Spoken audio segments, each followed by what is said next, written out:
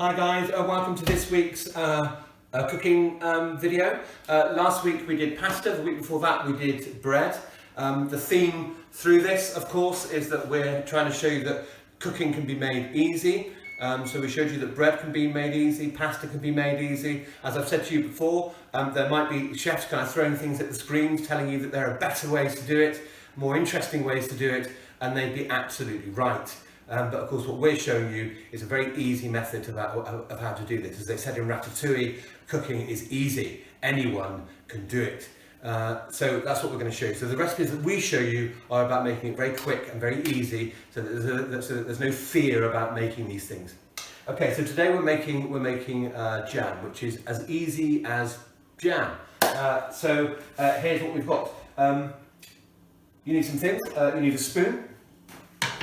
You need a pan, you need some caster sugar or jamming sugar, you need some strawberries, you need a jam jar, and you need a spoon, and you need a thermometer. Okay. We've also got in standby some gelatine here in case it doesn't work. Gelatine you don't have to put in. Gelatine is made from the hooves of animals, so vegetarians don't like it. So we can show you a way to make it a little bit thicker using gelatine, or to do it a more natural way without. Okay, so once we've got our things that we need, we then make sure that we've completely wiped down and antibacterialized our surface, which we've done already. And the other important bit, very important bit, is that we've sterilised our equipment. So we've sterilised our pan, and most importantly, we've sterilised our jar. There's a lot of sugar in jam, and if you don't sterilise it, there are all kinds of things can happen inside this jam jar. One of them is that it might ferment, which means that if you made jam and gave it to your parents, you might make them drunk. So we want to avoid that. So we've sterilised this. The best way to sterilise it is either sterilising tablets, or an even quicker way is just boil your kettle. Boil your kettle, pour it in, and then give it a rinse out. Before you pour it in, make sure that you put a spoon in it, because if you don't put a spoon in it, the glass will crack. Okay, so what the spoon does is just take some of the heat out of it, but there's still enough heat in it to sterilise the jar. So we'll put that to one side for now. Okay, so we are going to heat this up, and when we make the jam, we're going to heat it up to a temperature of 105 or 220 degrees C. It's important that it's at that level, and there's a reason for that, because inside most fruits there are something called pectin. Pectin needs to be kind of brought alive, and it's brought alive by reaching a certain temperature, and it'll start to go thick, and that's what gives your jam its thickness, as does gelatine. So that's a tricky bit sometimes to get right, and some people put a little bit of gelatine in just to give it a bit of thickness if they can't maintain that. When you've got it to about 220, you'll just sort of leave it and bring it back down. Another thing I forgot to put in is a touch of lemon. So we do need a little bit of lemon in it. It's not so important because there's enough sugar in it to stop the fruit going brown, but usually when we're working with fruit, we always put a bit of lemon on it because it stops it from going brown. Okay, so we're going to put the hob on to quite high heat. I'm putting mine on about 9, because we want to bring it to the boil quite quickly, and then we want it to simmer for about 40 minutes. So we're also going to need a lid, actually. I think I've got here. Right. Okay, so the first thing you do is just when I've washed my strawberries, I'm chucking them in like that. I'm putting in a tiny bit of water, really a tiny bit, and then some sugar. Now, as with the bread and the pasta and everything else, as you know, I can measure things, but often I don't. So if you had a small bag of sugar like this, I probably expect you to be putting in about half of it. So if you put in about half of that bag of sugar, it's a lot of sugar. But that's why jam is so nice. You can use all kinds of fruits when you're making jam. You can use orange, you could use limes even, you could use blueberries, red currants, blackberries, all kinds of things. What people often overlook as well, that you can do lots of savoury things. So you could do something like carrot and chilli, and you would do carrot and chilli not necessarily with your breakfast, but you might have it as a savoury preserve with your evening meal. So what we're doing now is we've got a little bit of the sugar water in with the strawberries, and we're just going to let that come to the boil. And when that comes to the boil, we're going to turn it down from 9 to about 2 and just leave that to simmer for about 40 minutes. I forgot to put some lemon in, a bit of lemon. And that's it. It's really, really easy. You can do things like some people do make chili jam just with strawberries. So you can add a bit of chili, if you like a bit of heat in it, you can put some chili in it, but just as a normal preserve, that's the way to do it. And that's really the basis to it. And you don't do any more than that. You have to keep some water here, so that when you're watching it, if it gets a bit too thick after a while, then you just add a little bit more water and you have it to the thickness you want. The absolute thickness that you'll get, I need to make this very clear, won't come until it's sat in the fridge for about 4 or 5 hours. So it will still be runny when it's done. You'll put it into its jar and you'll put it into the fridge and it will set. So after about 4 or 5 hours, even better overnight, then you'll have lovely jam there for the morning. You can mix fruits, you don't have to keep it to one fruit, so you could do strawberry and blackberry, or you could do apple and red currant. There's all kinds of jams you can make. Okay, so that's the first bit of that. We're going to leave that now, just leave that to simmer for 50 minutes, and we'll come back and do the next part in a bit. Okay, so we're almost at the point where it's ready. I'm just going to give you a bit of an idea about what it's supposed to look like. So if you come inside here, now you can see it's all bubbling up now like this. Now this is very normal and you just need to leave that. You don't want to let it get too thick, okay?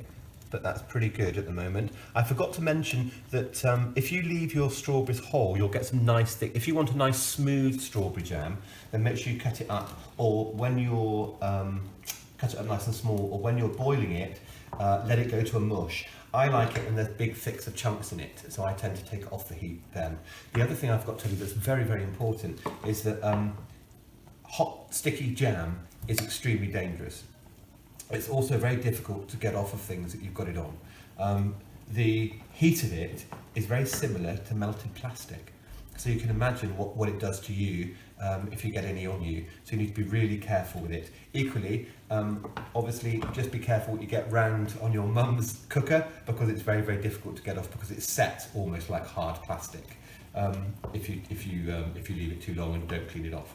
So that's just a little bit of warning. So we're going to leave this about another 10 minutes or so, and we'll come back to it then.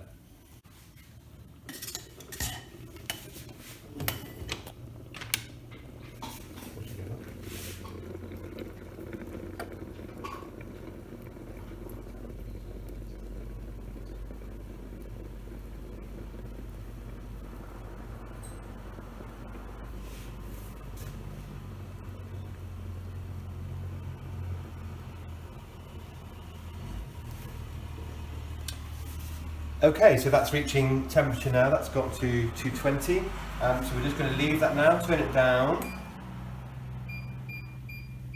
Just leave that simmer now for about another half an hour, I think. Okay, so as you could see before, it was bubbling up quite enthusiastically. That's quite normal, that's okay. But again, that's why I said just watch out for any bits that spill down around the side, because you don't want to leave your parents to clean this up. So now it's simmering, so have a look at this. So this is really, it's beginning to look like how it's supposed to look in the end now.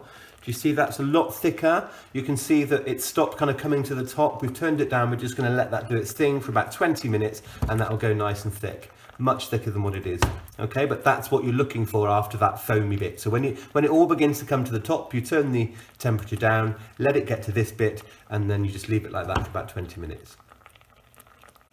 Okay, so we've left this now for about 35-40 minutes, and this is what it should look like. And you can see here that it's much thicker than it was before. There are two ways for you to know that this is done. One, when you put it up like this and you put it on the back of your spoon, you get a nice coverage on the back of your spoon of the jam. Do you see? Yeah. And then the other way to do it, to tell, is when you look inside the pan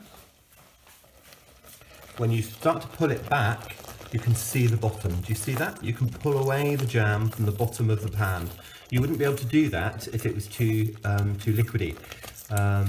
So that tells you that it's good. So if it's coated in the back of your spoon, and if you can pull it away and see the bottom of the pan, then you know that's ready.